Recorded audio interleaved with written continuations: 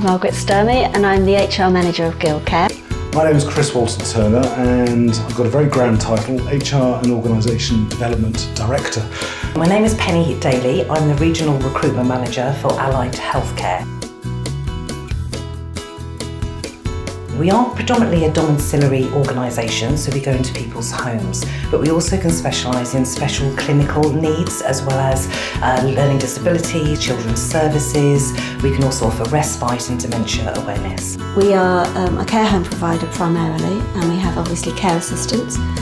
We have care supervisors, senior care assistants, nurses, managers, deputy managers.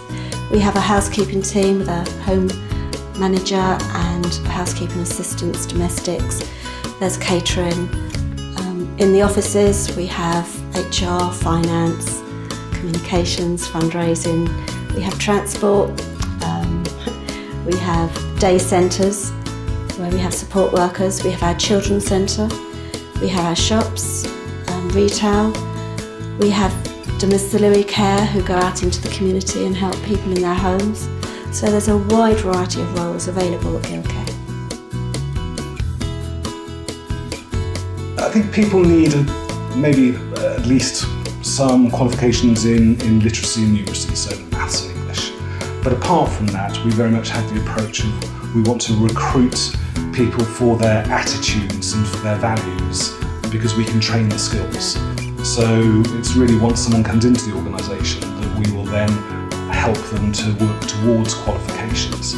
A young person would require to have functional skills, English, maths and IT. I mean, in today's society, I would turn around and say social media is a fantastic doorway because a lot of our usage is now going into a customer's home is using like a tablet to be able to record the customer's health and well-being. We look for people that are, as I say, good at communication and can show empathy towards the people that they're working with. On our website we have a link to a question for care, which is something that Skills for Care advocate, and it's a sort of scenarios that you can go through, and at the end you get a good idea of whether you would make a good care assistant, and that's something we always recommend people try, especially if they've never thought about care before. You've got to be a people person, you've got to be able to engage with others, and I think for many people that's not always, for younger people that's not always an easy thing to do, particularly when there's a generational gap. But if you get on with people, if you can make someone smile, that's really the main attribute we're looking for. To be honest, the bottom line is you need to be able to care. Everything else we can train somebody on, everything else we can direct you through qualifications and hands-on experience in the role. But to actually care and have enthusiasm and want to make a difference is priceless. All our staff are given mandatory training of health and safety, movement and handling, fire safety, infection control. But then we also develop skills appropriate to people's roles. So if you're going to work in, say, Haviland House where we are today, then we would help people have a better understanding of what it's like to live with a dementia, for example.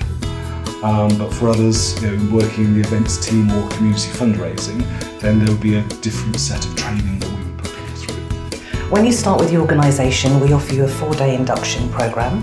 Following on from there, we then offer you 12 weeks of care coaching where you're supported by an individual within the field who will then go out and make sure that you're doing the role to the best of the customer's requirements.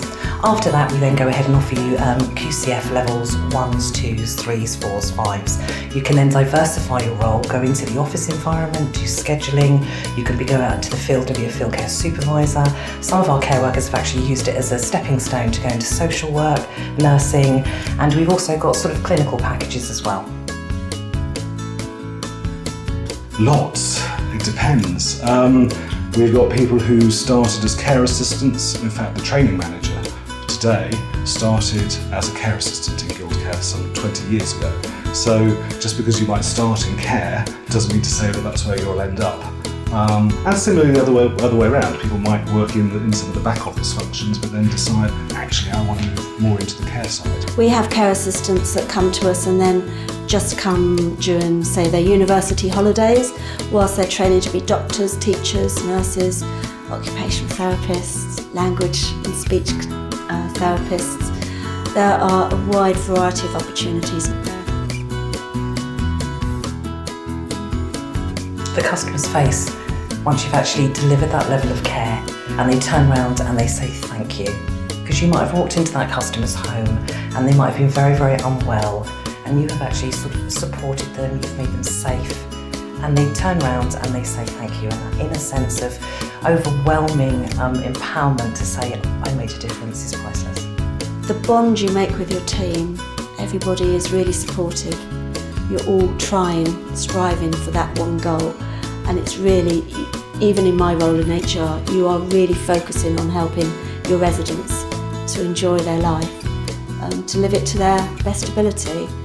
For me personally, and although I'm not out there directly working with people, but for me what I find rewarding about it is knowing that what we do makes a difference to people's lives.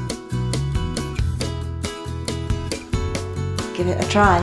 Don't be afraid. If you're a bit worried about it, you can become a volunteer, and you can work in a home as an activities coordinator, for example, supporting that role. And you could think, yeah, I like that, I'd like to try it. You could become a bank worker. So as I say, you could work during your school holidays, or we have young people still at college or school in our housekeeping team, and they just work on Saturdays and Sundays. So there are plenty of chances to see if you would enjoy it. But I do say be brave and come and apply to join Guildcare. That it can be a career and not just a job, that you can take it wherever you want to go. You don't need to be academically at a certain level to enter the industry sector, but by the end of your career you could end up being a nurse, or even some people, social workers and doctors. Probably the same thing. If you want to make a difference, then give this a go. You just never know where it'll take you.